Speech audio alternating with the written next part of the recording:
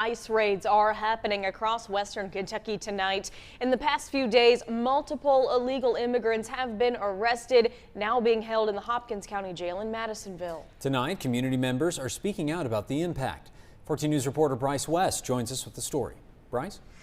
In the past few days, ICE agents have made arrests across western Kentucky, leaving families waiting for answers and communities divided over what comes next.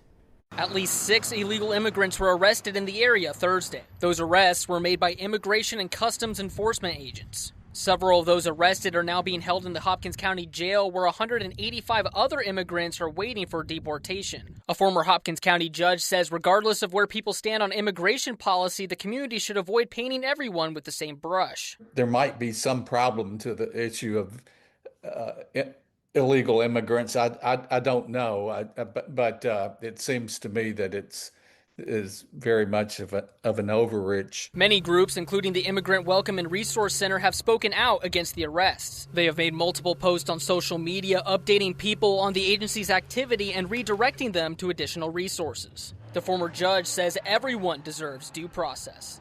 If you have evidence that some suspicion of based on evidence that someone has committed a crime, then that person can be detained and arrested. But just driving around and picking out people that are brown-skinned or look different, I think that's harmful to the American justice system and ultimately harmful to the whole country. In the past few years, according to the government's ICE website, more than 74,000 illegal immigrants have been arrested. 12,000 of those were previously convicted of a felony.